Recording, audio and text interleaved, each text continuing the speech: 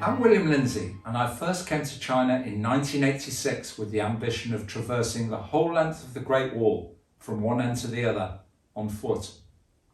But somehow, almost 4 decades later, I find that I'm still in China for the Great Wall.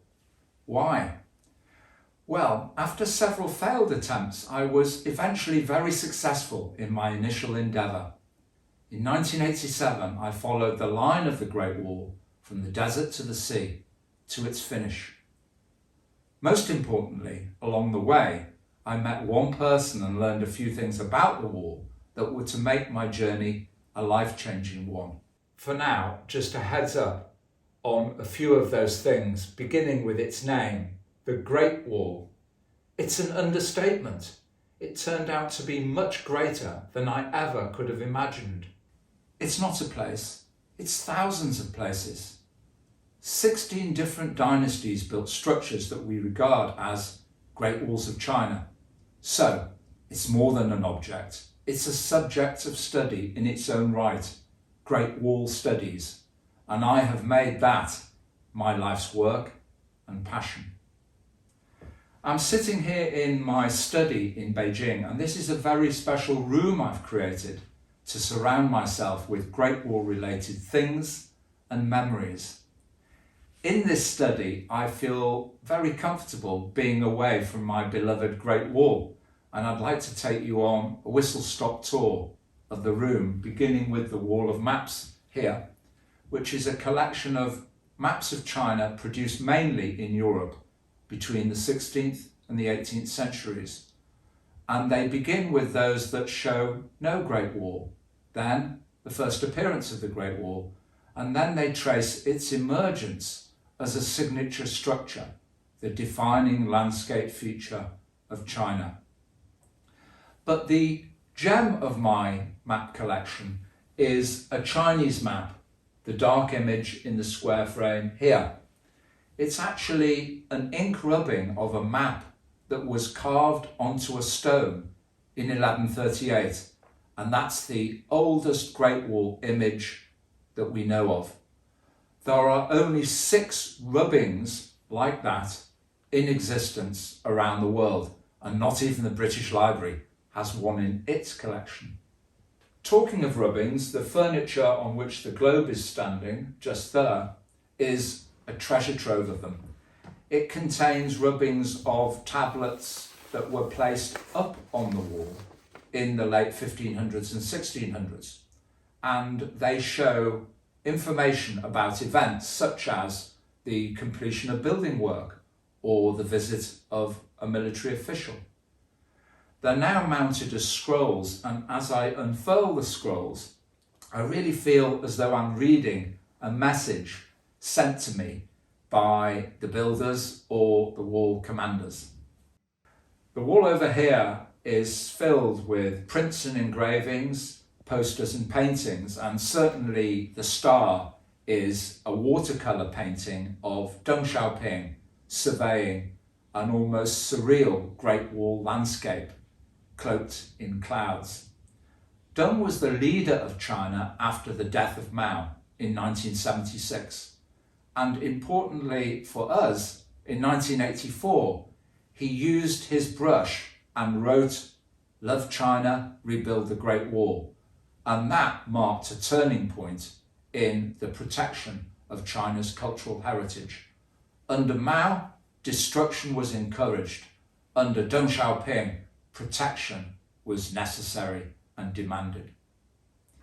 In front of me, I have a small selection of my very large collection of Great Wall photographs, and they are up there because they are large, hand-tinted, and very rare.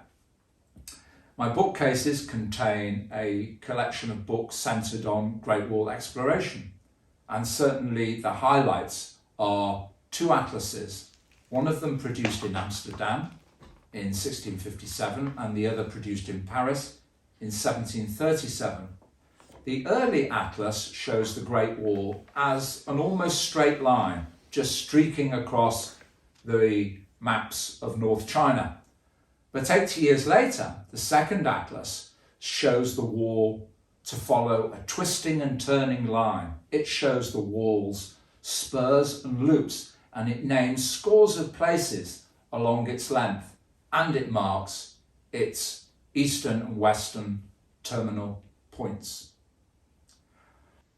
On the wall to my right over here, for temporary display, I've unfurled the largest map in my collection.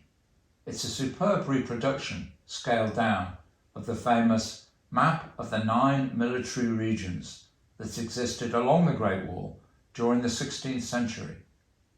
On the tables of the study, I have a collection of Great Wall curiosities, and they seem random and juxtaposed, but they all have one thing in common: a link somewhere, somehow, to the Great Wall. If I had to choose a favourite thing, it would be, of all things, a dog collar, because it was worn by a dog that explored the Great Wall, of course, with a very famous Great Wall explorer. In the corners of the study, I have some heavier artefacts that I've stumbled across along the way, such as rock bombs and landmines that were deployed at the wall in the late 1500s. As well as all the objects in this room, I also have a lot of film footage, and its format really chronicles the length of time I've been engaged with the Great Wall. The earliest footage is on VHS videotapes, and it details my pathway to China via Hadrian's Wall, and also reports on BBC and ITV national news telling of the completion of my Great Wall journey of 2,500 kilometres in 1987.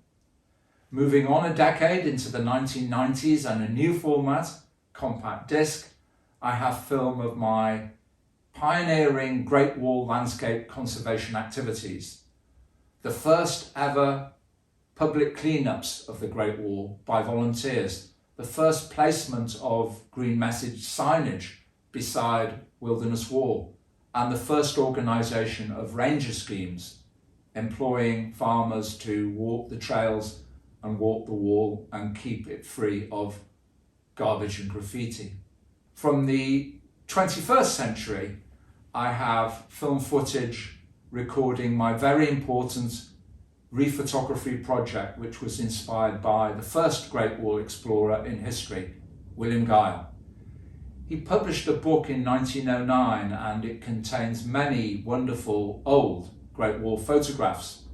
I found out where he'd taken those photographs, went there myself, took a photo, and then eventually placed his old photo and my new photos side by side, and the collection poignantly showed the changes to the wall in the 20th century. By working together like that, we certainly influenced a much better future for the Great Wall. More recently, my film footage is stored as high-res files on hard drives and my MacBook, and it shows my expeditions to Mongolia, looking at Wall of Genghis Khan, or Great Wall outside China, and also my 2016 project of flying the Great Wall. That year, along with my two sons, James and Thomas, we travelled along the whole length of the Great Wall, and we filmed it from the air using drones. Meanwhile, another crew filmed us on the ground doing all that. Oh, and I should say, I've featured and I've fronted a number of famous brand documentaries over the years, including those broadcast on Discovery, Science and National Geographic channels. I've written books in this room, and I've planned expeditions and exhibitions, and I've produced documentaries. But most of the objects here and most of the footage stored here has not been seen by many people beyond the confines of these four walls. Until now. In this series, I'm going to be using my iPhones to let the storytelling objects that I've collected over the years have their say.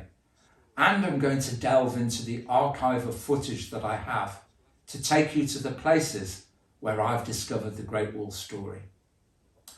To materialise this project, I realise I'm going to have to build up and maintain some momentum. especially if I want to create connectivity between the episodes. I envisage I'll be shooting on iPhone for up to 2 years because I'm hoping to make 100 episodes. And to do that, I'm going to have to reverse my usual lifestyle of spending more time in the outdoors than the indoors. And I'm beginning now by taking off my Stetson and hanging it up as I transform this Great Wall study into the Great Wall Studio.